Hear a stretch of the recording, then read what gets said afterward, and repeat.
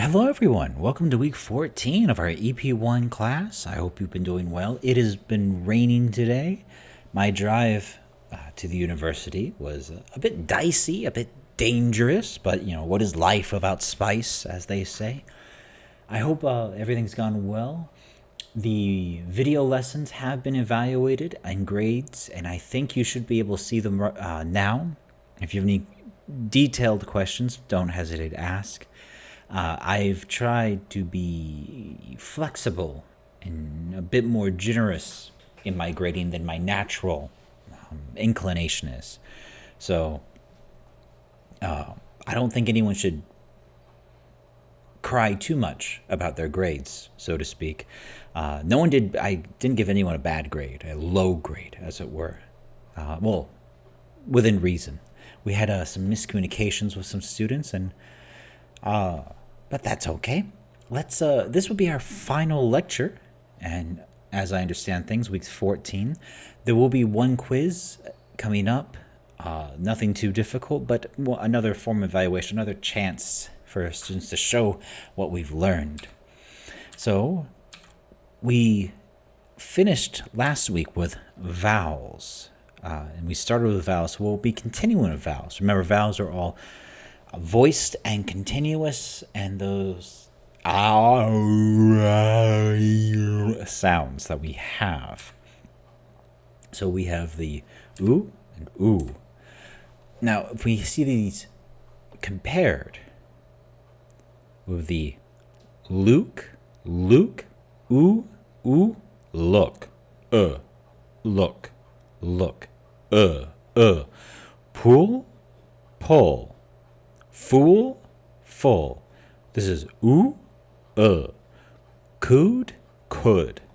The ooh, would, excuse me, would, woo, would. This is woo,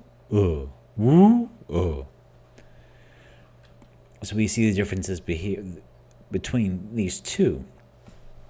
This might be good practice for us to do some tongue twisters here. He took the tools, boots, and books. He took the tools, boots, and books. And good gold should soon look good. Good gold should soon look good. Good gold should soon look good. This was a very nice example. Produce the loose tooth. Produce the loose tooth. Produce the loose tooth. And finally, he would woo her, but she should shoo him. He would woo her, but she should shoo him. Very nice. And with pronunciation, that's what we got. So we're going to go back and talk a bit more about activities and parts of lessons, about what makes a good activity. Good activities should be student-centered. This is very difficult to do in our current setup, to have it work well. But students should be doing the things. And also, of course, in a good activity, you should be practicing the target language, practicing the lesson objective. This is true for English lessons, for Korean lessons, for math lessons, for science lessons. The activity should practice what is being learned and also make sure it's adapted for the class, for the number of students it has, for their levels and all those things. You need to take the time to tailor your activities for the students and also be able to bear in mind what the students are capable of doing, both in their levels, but also in their attitudes. Some students just aren't going to do certain kinds of activities. They just don't like them. So we need to be aware of that. And fun. Fun is a difficult concept because what's fun to me may not be fun to other people. So I have a hard time making fun activities because to me, they're great. They're laugh right fun. Everyone else, they're not fun. So be aware what fun is. Bad activities, as you might guess, are the opposites. There's too much teacher involvement. teachers having to do too many things. Or also, students can't do the activity alone. This is particularly true for complicated activities or multi-step activities. In the vacation English camps, cooking classes are quite common. Simple cooking of sandwich making and other things. But especially younger children, it's just too hard. They can't do it, or anything where they need to do fine work, especially tying. A lot of students in Korea, younger students, grades 1 through, say, 3 or 4, haven't learned to tie their shoes. And so activities that require and need you to tie something, well, they can't do it. So it's something to be aware of. Another bad activity, if it's something where they're not actually using the material, they're using what they learned in the lesson and practicing it. This is one reason why I dislike bingo games, because how does a bingo game relate to a lesson? It's too general. It helps remember or recognize, but that's not enough to use a skill. So we need to make sure activities relate to the objective. And then also the possibility that the activity is too difficult or it's too simple. This is why we need to make it just right, like Goldilocks. Something that can be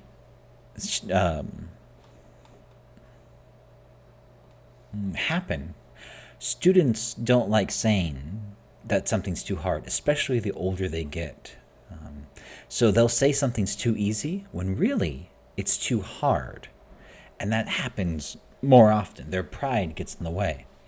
And so something that I had to get students to do is if something was too easy, they need to show that it was too easy by doing it. If they just sit there, do nothing, then what does it look like? It doesn't look too easy. It looks like it's too hard.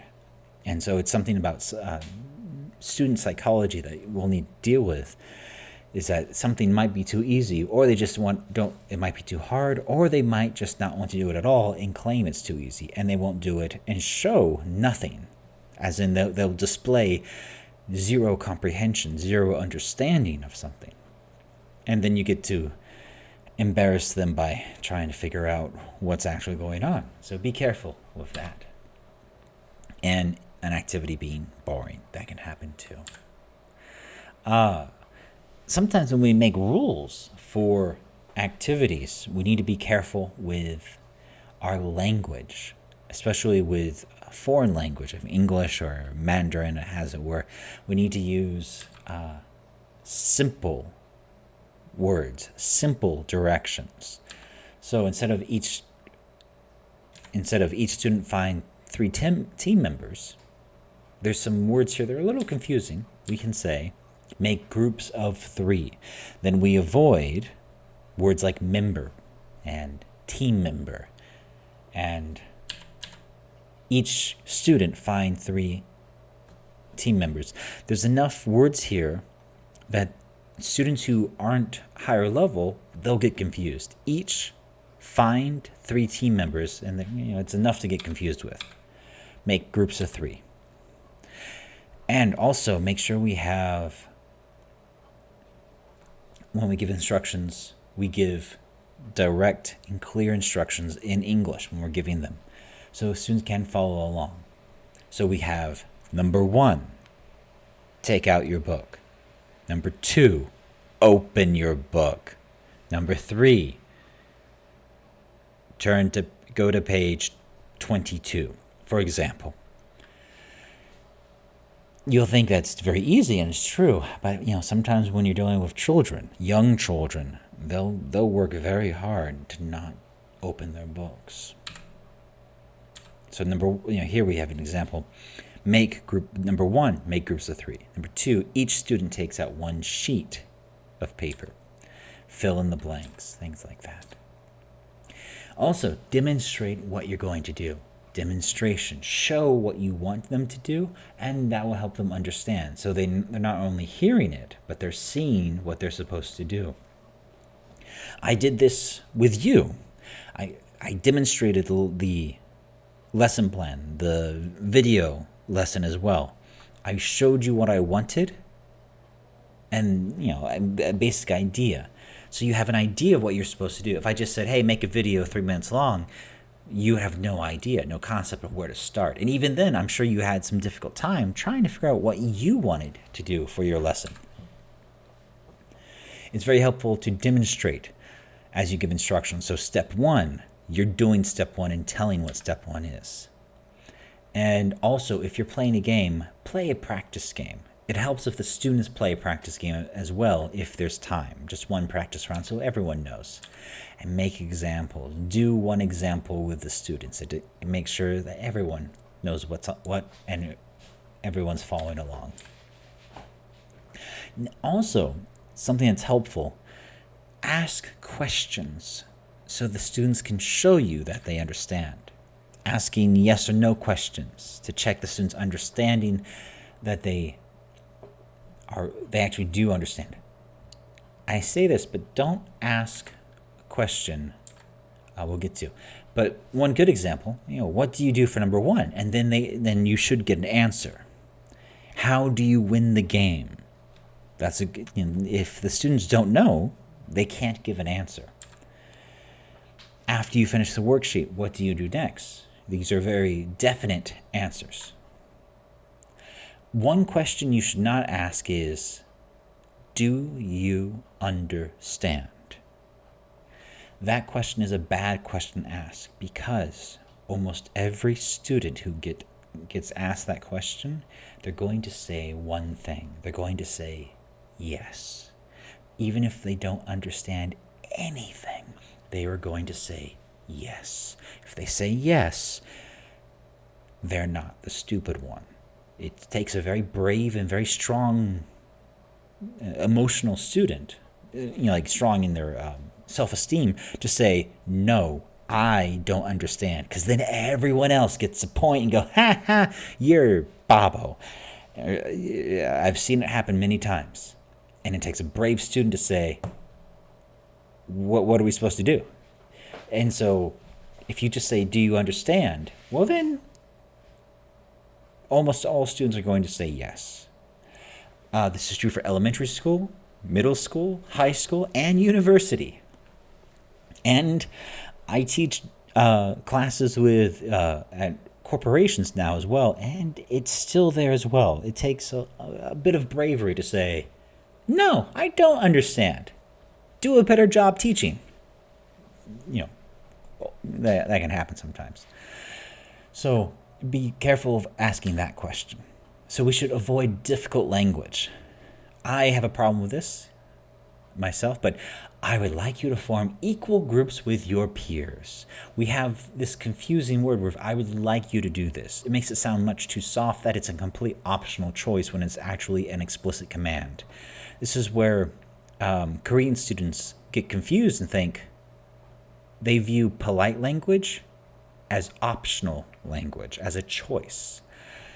But it's not as explicit as it is in Korean. So it's something to be aware of. Form, equal. Equal, they might know, but form, there's multiple definitions, and knowing with the context, it can be confusing. Peers, as a noun, it's something they'll learn later, not in elementary school. Make groups of. We can say that instead. Also, using ordinal numbers, especially first, second, third, fourth. Younger students, a lot of times they haven't learned or memorized first, second, third, fourth, fifth, sixth, seventh, eighth, ninth, 10th. They might know 1, 2, 3, 4, 5, 6, but ordinals come later.